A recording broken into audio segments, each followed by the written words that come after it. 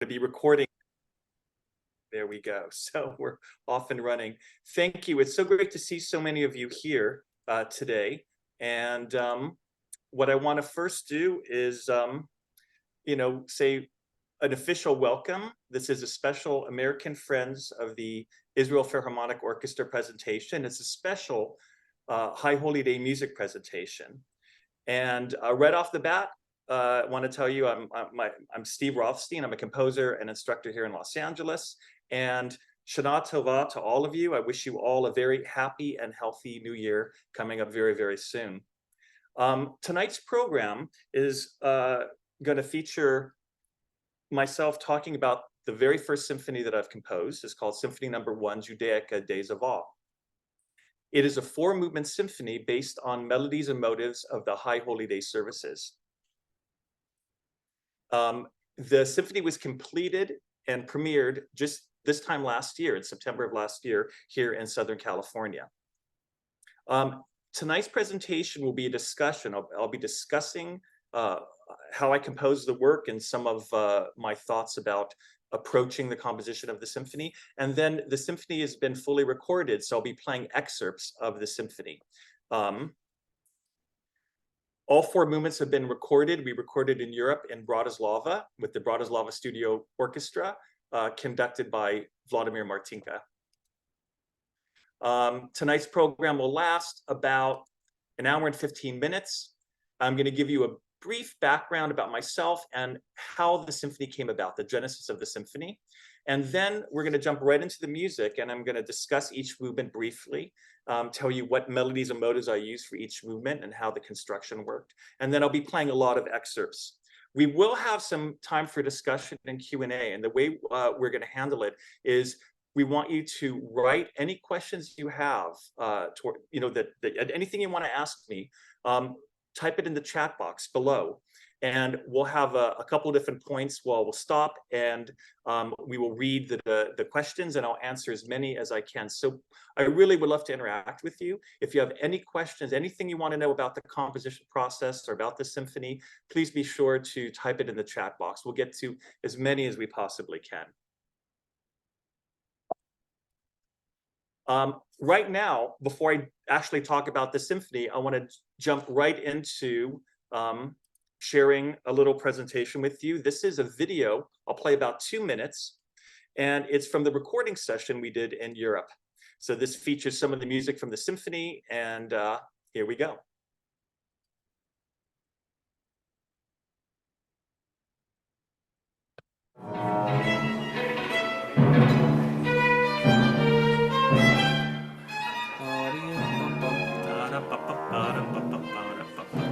So you want to have it like they bounce the bop, like a ba ba ba. Yeah, I didn't want it too choppy, so that's why, So yeah, feel free.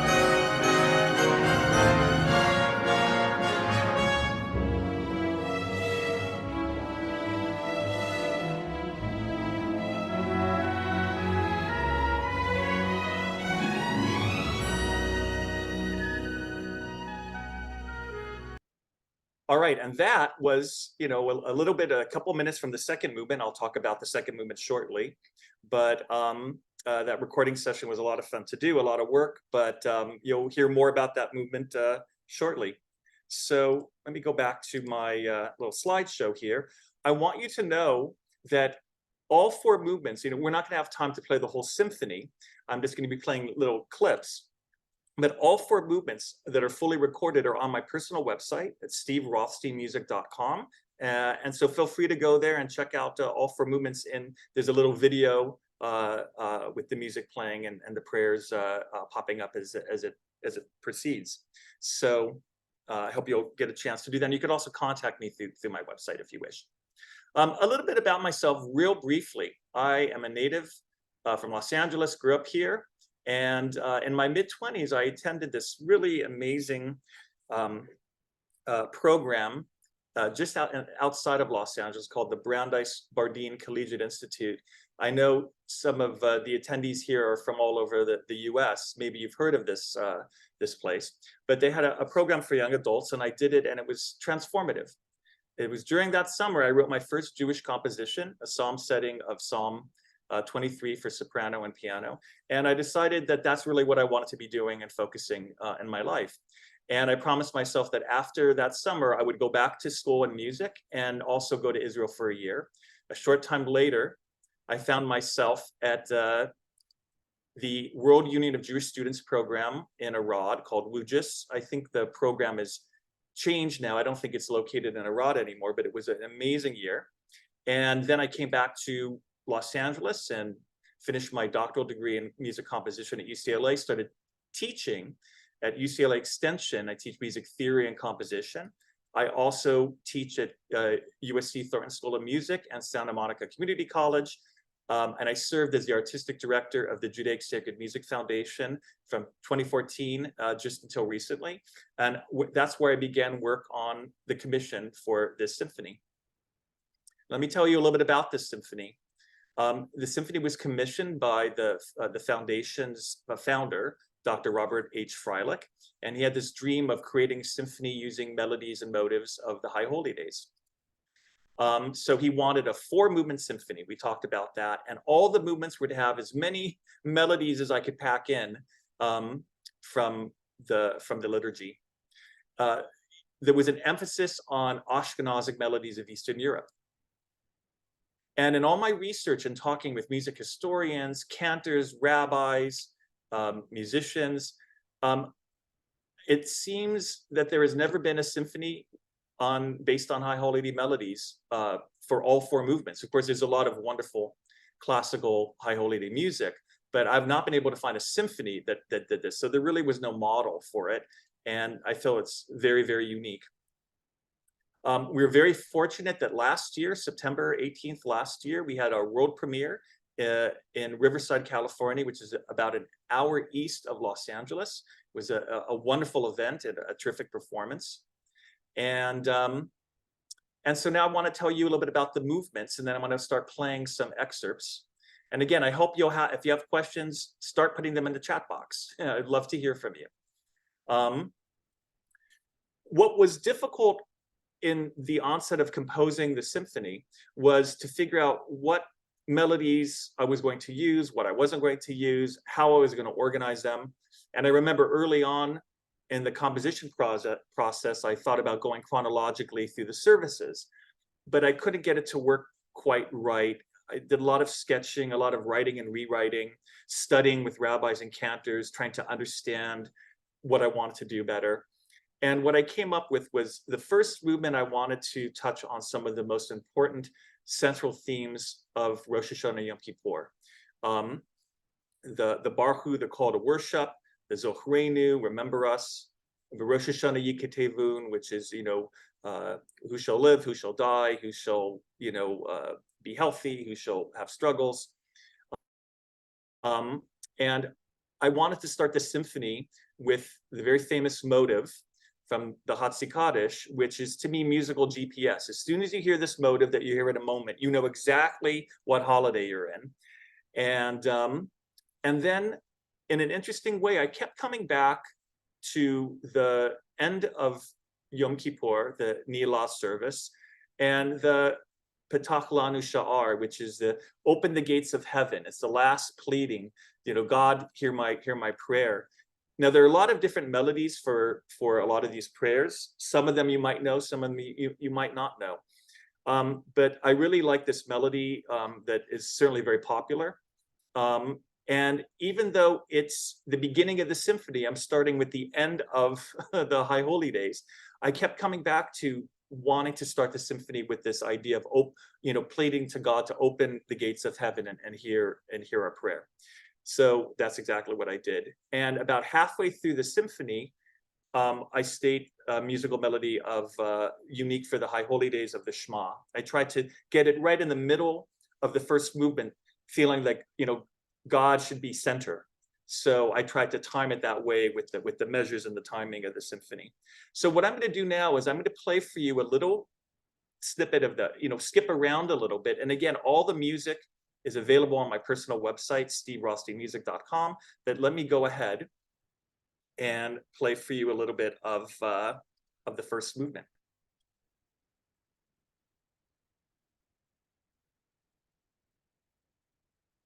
All right, here we go.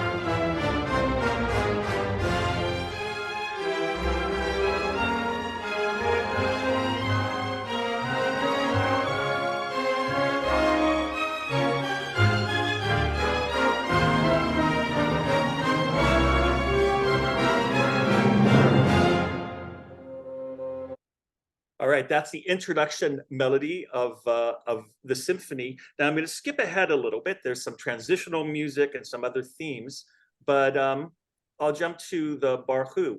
And let me say this, some of the melodies, I didn't want the symphony to be like a medley where I just arrange them. I really want to do symphonic writing, which means development, taking things, stretching them, playing around with the harmony and the motives. So sometimes I give a melody very straightforward, and sometimes I deconstruct it. The Barhu, the call to worship, I deconstruct it a little bit. It's a little bit out of order, but we eventually arrive at some memorable moments. So if it doesn't quite sound exactly the way you sing it in Shul, that it was okay. It was intentional, but I hope you still enjoy it. Here's a little bit of the Barhu melody.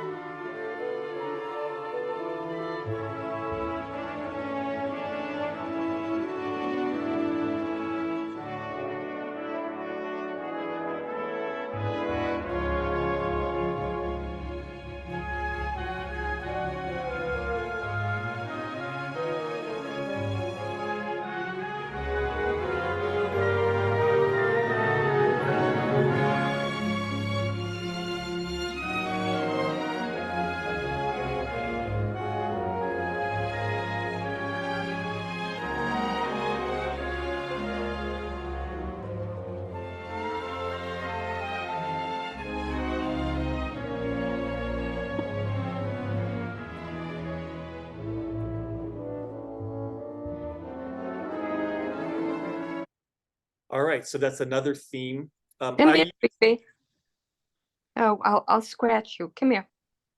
I used a very traditional form for the first movement called sonata allegro form, which is a series of presenting themes and then developing them and then having a recapitulation. It's a very typical classical and romantic form. So I use the melodies of the liturgy as these themes, the A theme, the B theme, the C theme.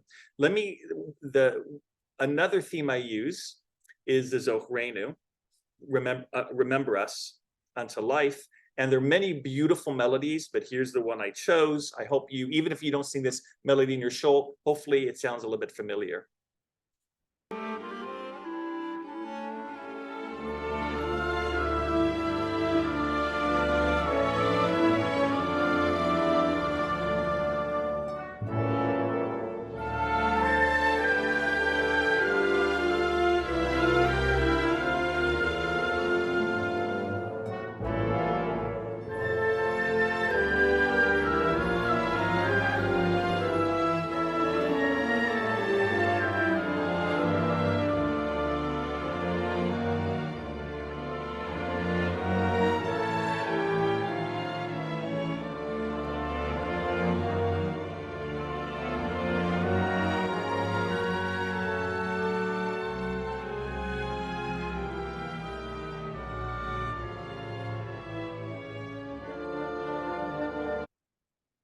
Okay, so that melody, the Zochrenu, was a little bit more straightforward.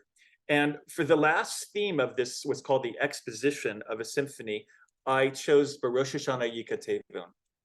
And the melody I use is the one that goes ba bum ba bum ba bum ba bum ba ba da da da da da da da da da. And I kind of deconstruct it again. I give you little hints of it quietly, and then it turns into this almost a big march, culminating in shofar blasts. Every movement of the symphony, I emulate shofar blasts in either the horns or the trumpets, some instrument. So you'll see this melody culminate with shofar. Here we go, Rosh Hashanah Yikatevon.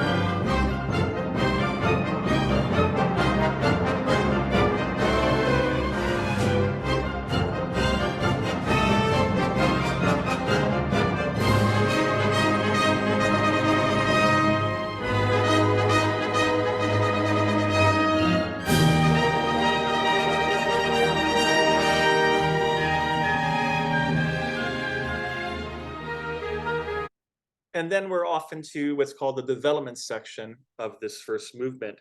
And this is where I place the Shema. And let me play for you a little bit of that. And I could tell you a little bit about some musical kind of symbolism. So the first, I do the melody twice.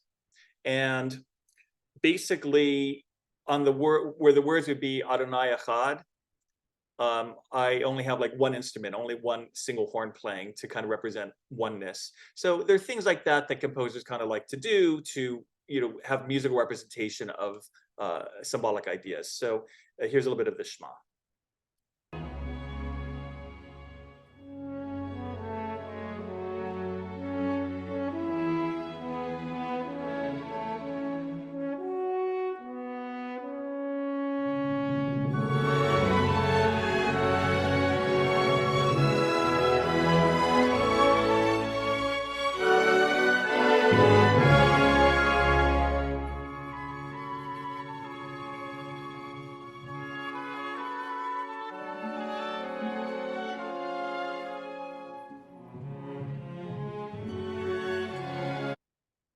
right. So in the interest of time, as much as I'd like to play more of the first movement, I want to move on to the second movement and tell you a little bit about that.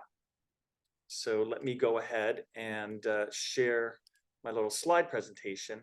So for the second movement, I wanted it to be what's typically referred to in classical and romantic music as a scherzo, a fast movement. Now, traditionally, those are in kind of a 3 feel, but mine isn't really in a 3 time signature, but it has the feeling and the essence of something being very excited. And I wanted this movement to be all about praising God. And it's what's called a rondo form. Rondo is when an idea keeps coming back over and over again. And the idea that comes back is this prayer, this hymn, Ki anu amecha. And it's God is our king and we are the subjects. God is our shepherd, we are the sheep. There are a lot of wonderful melodies. I'll play for you the one that I use. And in between this melody coming back, I touch on melodies of the Amidah and Mishana and Vayomer Hashem. And I even felt like I needed more. So at the very end, I do 3 little quotes of Melech al Kol Haaretz, Adon Olam, and Yigdal, and just to get them a little bit more. So let me go ahead and play for you. This is the melody that I used for Ki anu amecha. And this is how you might hear it sung without orchestra.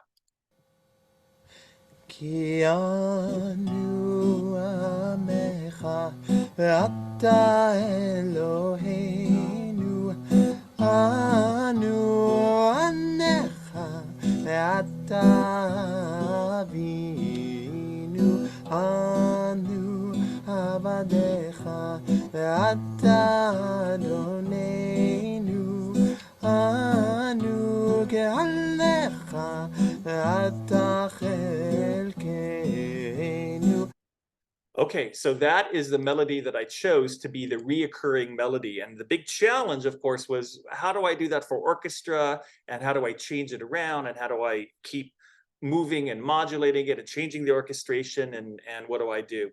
So here is what I came up with. And here's a little video. And I'll play for you the first couple minutes, and I'll stop and I'll skip around to some of the other themes. Here we go.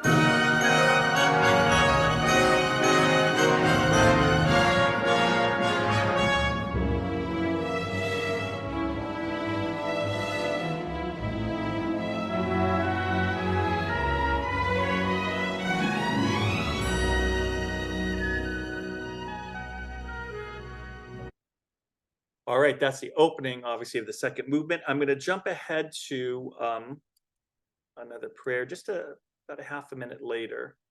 And this prayer is called Mishana, is hymn, and it's you'll see some of what I wrote with the translation, a little bit of the Hebrew. It's a responsorial, and then it leads right into Vayomer Adonai.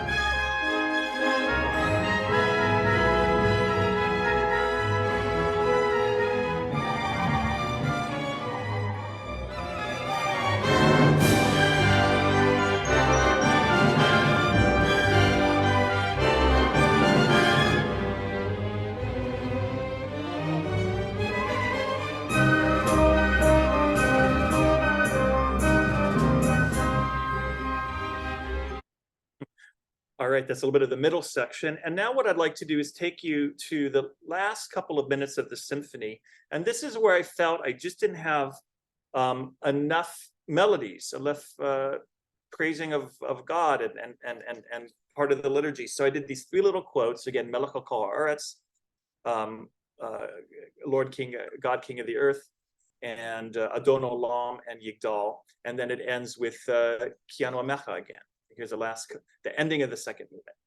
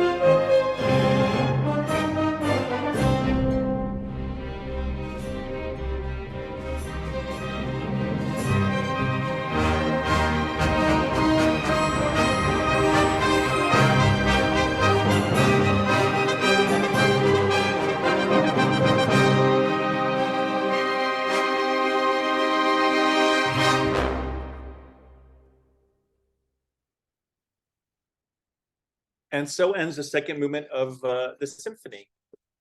So I thought this would be a good place to pause and see if any of you have any questions or anything you'd like to ask.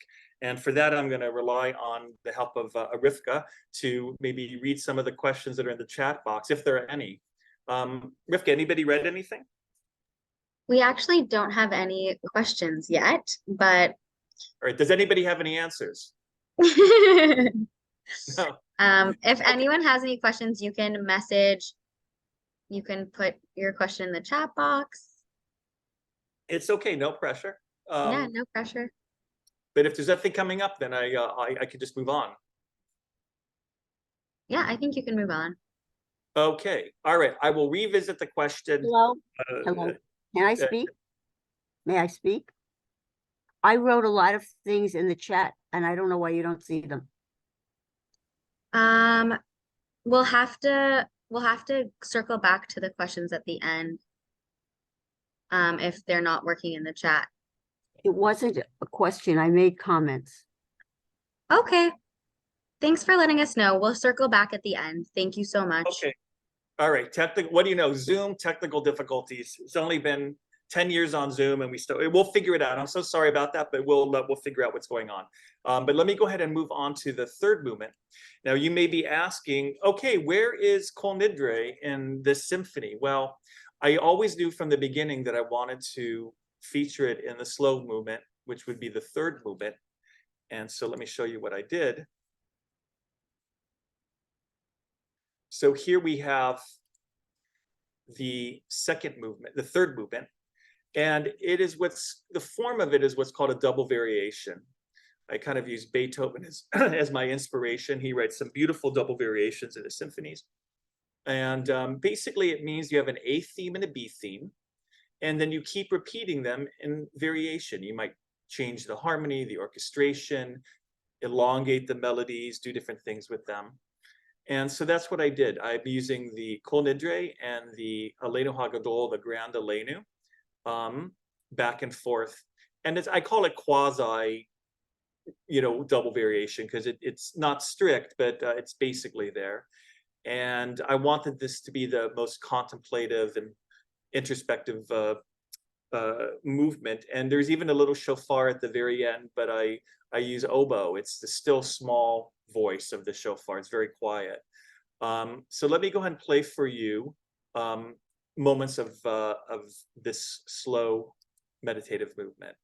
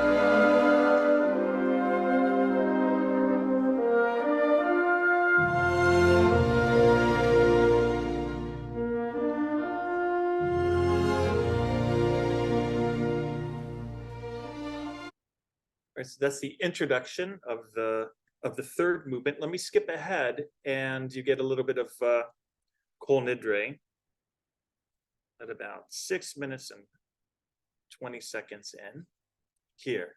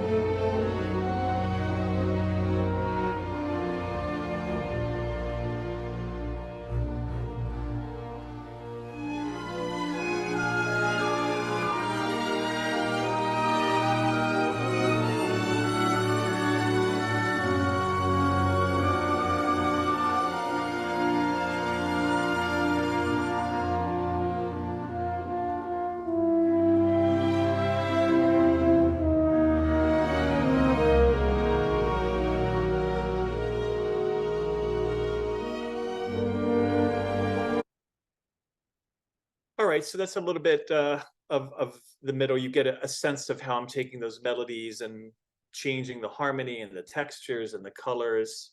And this movement was very personal, and I kept coming back to in the Grand Alenu. There's what's called an octave leap.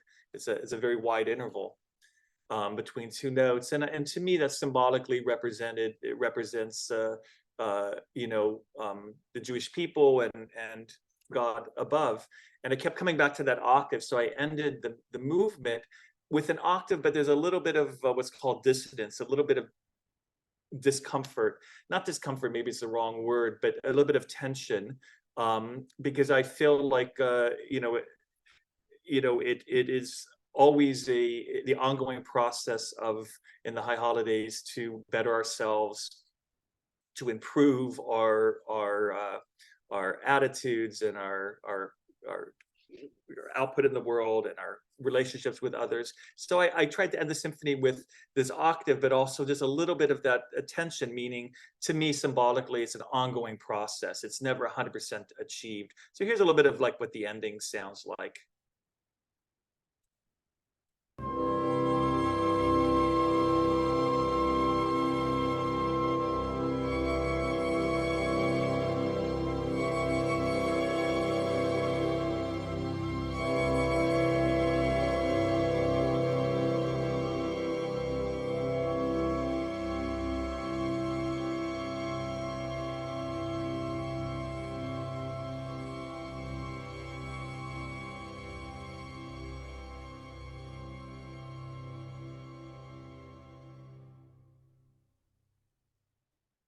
Final movements of the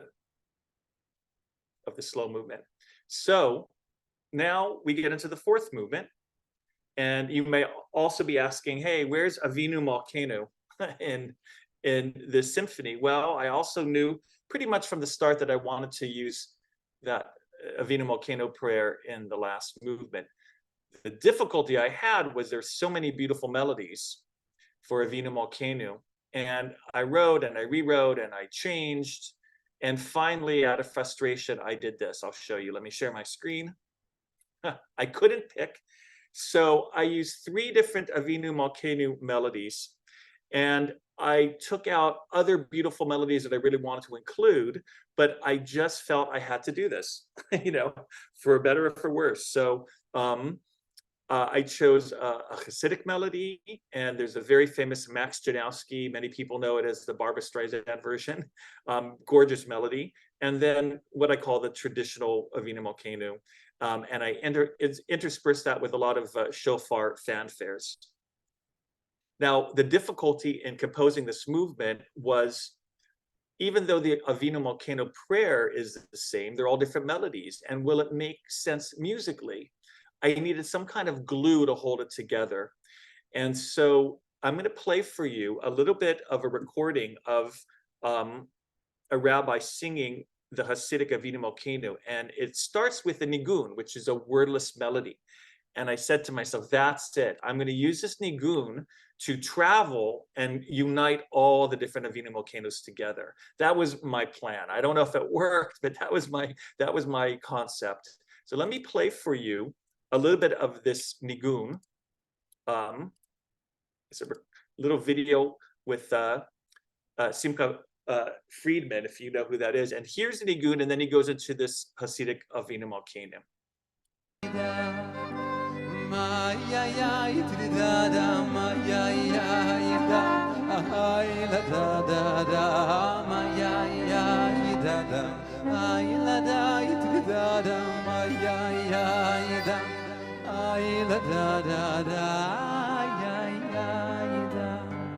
That little nigun is the thing that runs throughout the entire fourth movement. And here's a little bit of the Hasidic Avinu Malkeinu in case you've never heard it before.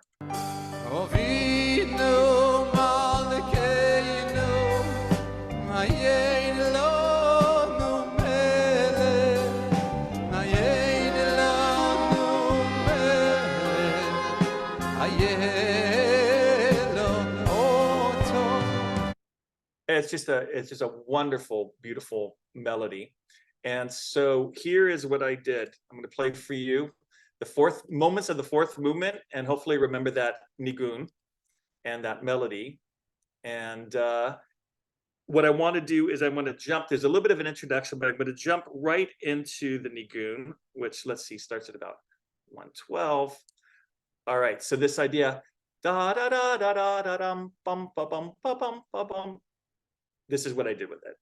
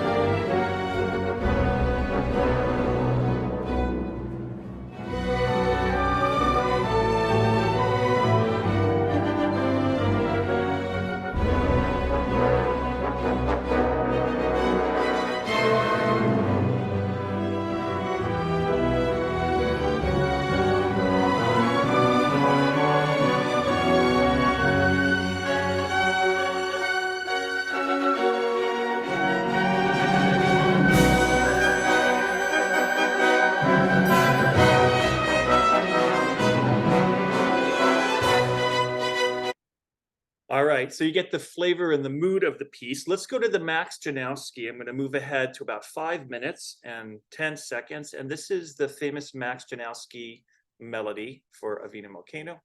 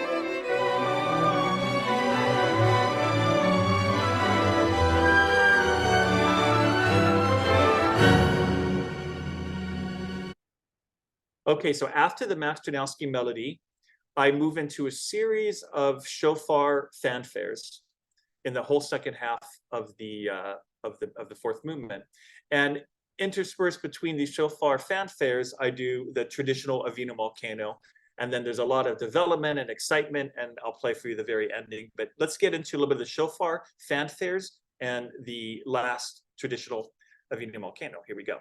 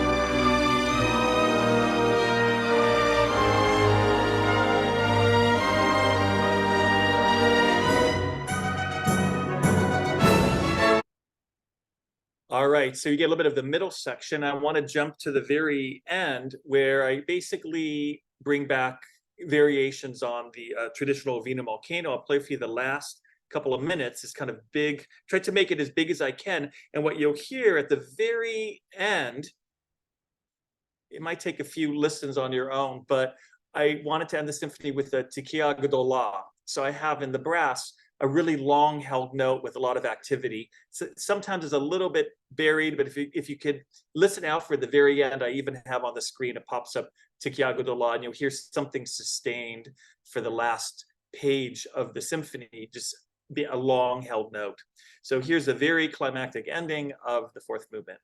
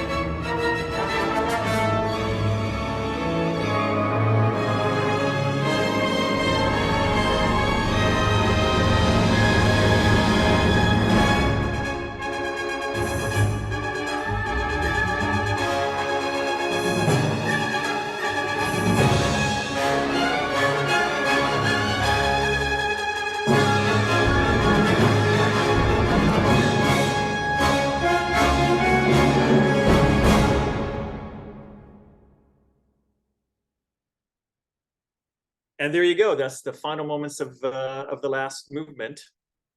As I mentioned before, let me just do this. All the music, if you want to listen to, is available on my website, steverothsteinmusic.com. There's a little music tab, and you can go listen to all four movements if you wish. See if it gets you in the mood for the High Holy Days, if you're not already. And maybe now would be a good chance. I don't know if the chat box got fixed, but Rivka, do we have any questions? Is there anything that maybe we could do to have? Yes, we do actually. We have a couple comments that are really nice that I'll read out to you just so you can hear them. Sure. One person, Francis Helen, sorry, I hope I'm saying your name right. If Slichot was supposed to put us in the mood, then your symphony is doing a better job of it, which is a super nice comment. Yeah. Sheila Barden asked, did you use Hineni prayer at all as the cantor comes in to begin Masa? I did not. That's going to go in my second High Holy Day Symphony. Amazing. Yeah, there are so many. You know, I wanted to do the confessional prayer. I wanted to use there are so many melodies I wanted to include, and it just, I had to make some very difficult decisions. So no, that one did not make it in. I'm sorry. All good. Next we have Ida Becker Hirsch, who said, it's not the pieces of musical liturgy that you chose, but how you present each piece and work them into your symphony, which is very nice as well. Well, thank you. Yeah, that was a real challenge. I'll say I wanted the symphony to work on a few different levels. One, if you were not Jewish at all, you would hear the symphony and at least be able to ride the emotional journey of it. You would be able to relate to some of the emotion. And if you were Jewish and you didn't know all the melodies, but you recognized some, you would engage on somewhat. And then if you were recognize all of them and understood maybe the associations, you would have a different type of experience. It was very hard. I don't know if I always succeeded, but I tried to make it work on all those levels. So thank you for that comment. It gives me hope. We don't have any other questions, just a lot of people sharing how positively they felt. So that's always really nice to hear. Yeah, thank you. I guess if anyone else has any other final questions, now would be a great time to add your questions to the chat. Yeah, I'm open to anything, any discussion you have.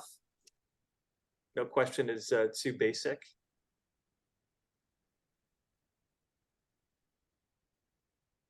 I guess we could give it a few seconds and see if anybody has anything. Everyone is being very, very, very shy. It's okay. It's you know, sometimes it's hard to come up with a question about music. Oh, I see. I have my chat box open. So I see that it's how long did it take me to write this piece? Are we seeing the same thing, Rivka? We're actually not. I don't know. Okay. No, so maybe, yeah, I guess you have some questions that I don't have. Sorry. Yeah, so I see a question that popped up. How long did it take me to write? And I always say, you know, like my whole lifetime, you know, it's a lot of study, a lot of work, a lot of school. But I know what the question is. I actually began, it took several years, many years. And I spent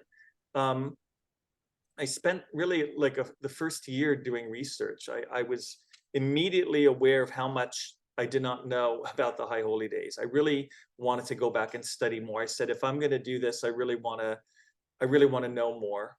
And so I was very fortunate that I was allowed to take some time. I studied with rabbis and cantors. I got cantorial books. I went through a very elaborate process of playing through different melodies, creating charts. I have these big poster boards where I would paste different melodies and try writing them and using them against each other, and a lot of trial and error. And it took a very long time. Now I am a slow composer. You know, I didn't crank it out in like you know, a month.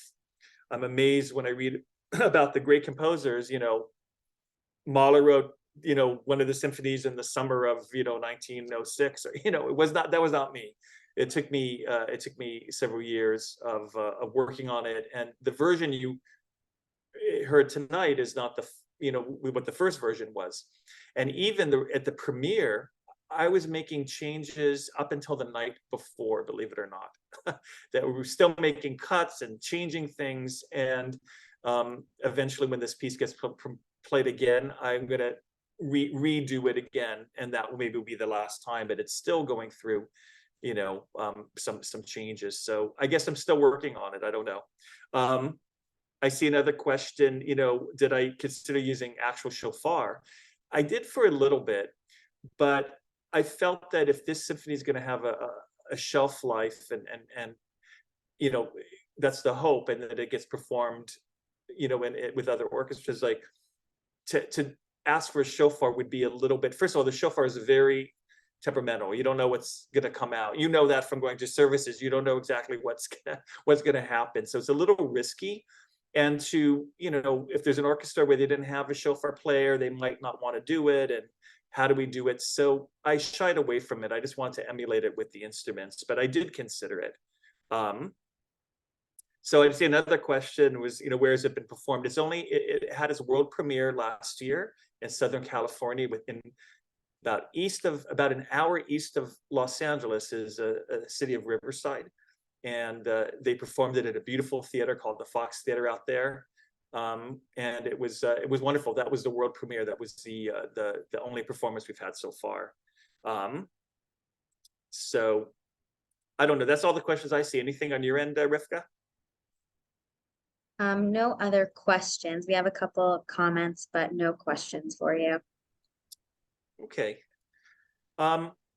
Well, this has been, you know, I guess, you know, I wanted to time this for about an hour and 15 minutes, and we're just about on schedule. So, you know, I certainly want to give a huge thank you to the American Friends of the Israel Philharmonic Orchestra for inviting me to do this presentation. It's a real honor and pleasure to be with you all, and I've been looking forward to it. And thank you for joining, thank you for listening, and thank you for your kind comments.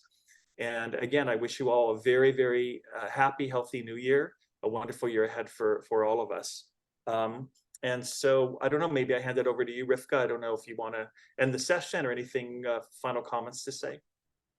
No, nothing else to add. Just you can remind everyone where they can reach you if they have any questions or anything like that. But yeah, let me put maybe one more time. I'll put on, you know, that's it's just my name, music, steverothsteinmusic.com. Feel free to, you know, ask your questions there, or again, listen to the symphony. I have some of my other Jewish music that I've written, some choral works, some instrumental works. If you want to take a listen, feel free to. And other than that, again, I want to thank everyone. This has been a real joy. And yeah, thank you. thank you. Thank you, everyone. Shana Tova. Shana Tova, everyone. Take care.